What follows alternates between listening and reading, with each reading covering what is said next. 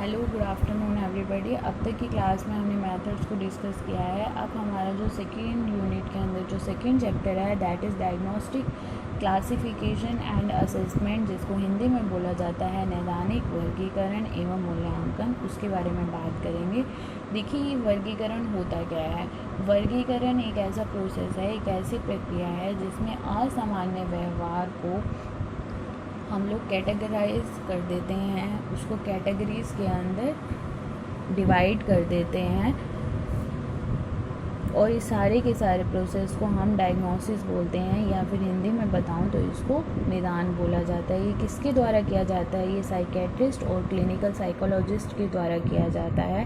कैसे किया जाता है? साइकोलॉजिकल जो मेथड्स हैं, जो विधियां हमने पीछे बताई हैं, डिस्कस करी हैं, उसके द्वारा हम लोग किसी के एबनॉर्मेलिटीज़ का पता लगाते हैं, जैसे interview method, case study method. इन सब मेथड्स का यूज़ करते हैं असामान्यता का पता लगाने में। इस सारे प्रोसेस को हम बोलते हैं साइको डायग्नोसिस। क्यों? क्योंकि इसके अंदर हम बेसिकली किसी भी व्यक्ति के मेंटल प्रोसेस से रिलेटेड प्रॉब्लम का पता लगाते हैं, ना कि फिज़िकल प्रॉब्लम्स का। तो इसीलिए इसको साइको डायग्नोसिस बोला जाता है। अब ये क्यों ज़रूरी होती है? देखिए, डायग्नोसिस क्लासिफिकेशन इसलिए ज़रूरी है क्योंकि इससे हमें एबनॉर्मल बिहेवियर का या माल एडप्टिव बिहेवियर का रीज़न पता चलता है। क्या रीज़न्स हैं कि वो इस तरह का बिहेवियर कर रहा है, या फिर उसको ट्रीटमेंट कैसे किया जा सकता है।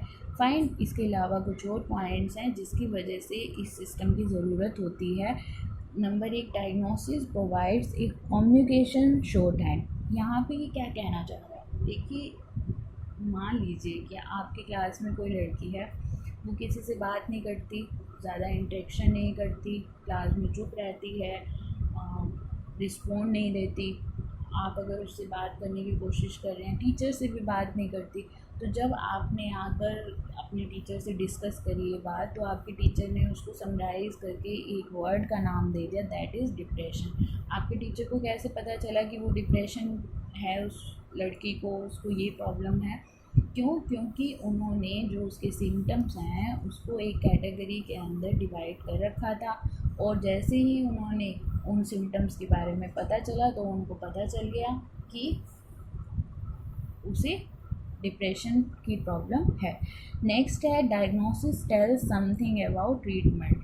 ये सिर्फ हमें ये वर्ड नहीं बताएगा कि उसको प्रॉब्लम क्या है, बल्कि ये हमें आंसर देगा कि उसका ट्रीटमेंट कैसे किया जा सकता है। उसे दवाई की ज़रूरत है, उसे थेरेपीज़ की ज़रूरत है।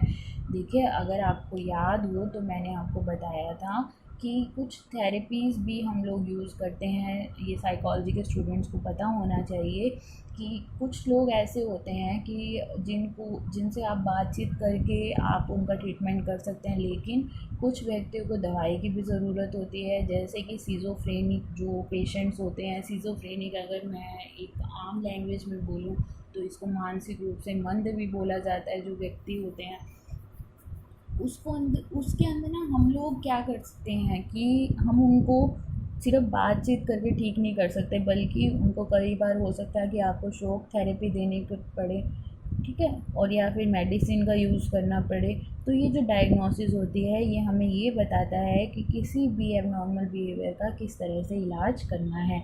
नेक्स्ट है diagnosis tells about aetiology of disorder. ये सिर्फ हमें ट्रीटमेंट के बारे में या फिर क्या है वो उसके बारे में नहीं, बल्कि उसके पीछे के कारणों के बारे में भी पता लगाता है। अगर आपको लास्ट क्लास में याद हो तो हमने biological model, cognitive model, behaviour model के बारे में डिस्कस किया था। आपका जो बायोलॉजिकल मॉडल है वो ये बताता है कि किसी भी पर्सन में जो एबनॉर्मेलिटीज़ हैं वो क्यों आती हैं। वो इसलिए आती हैं क्योंकि हार्मोनल चेंजेस हो रहे होते हैं। और इसके अलावा जो कॉग्निटिव मॉडल है वो क्या कहता है? वो कहता है जी ये रीज़न नहीं है, रीज़न इसके पीछे ये है कि भाई जो हमारी लॉजिकल थॉट्स होते हैं उनकी वजह से जो हमारा फॉल्टी लर्निंग होती है उसकी वजह से हमें प्रॉब्लम आती है, हमारे अंदर एबनॉर्मेलिटीज़ आती है।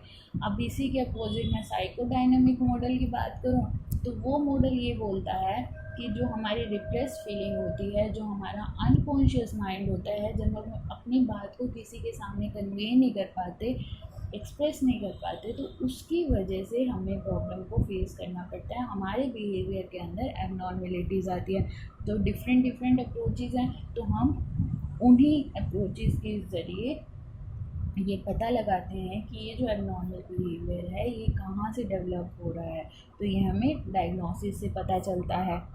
नेक्स्ट इसके अंदर जो पॉइंट है that is diagnosis aids scientific investigation. देखिए, कोई भी जो टेस्ट होता है हम हमेशा बोलते हैं, चाहे वो किसी भी फील्ड में हो, वो साइंटिफिक होना चाहिए।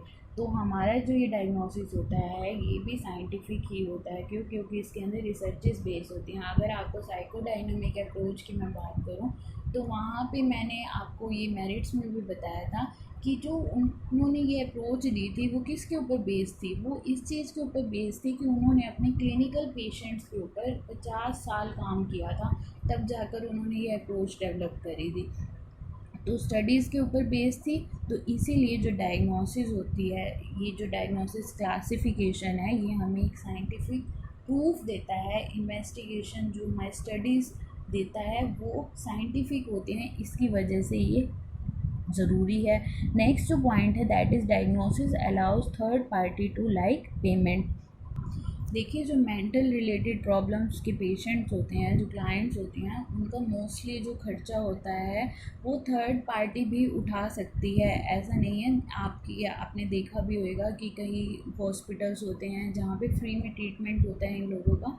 तो गवर्नमेंट ने इनके लिए बहुत सारी सुविधाएं उपलब्ध करा रखी हैं, मेडिकल्स खोल रखे हैं जहाँ पे इनका विदाउट एनी फीस ट्रीटमेंट होता है।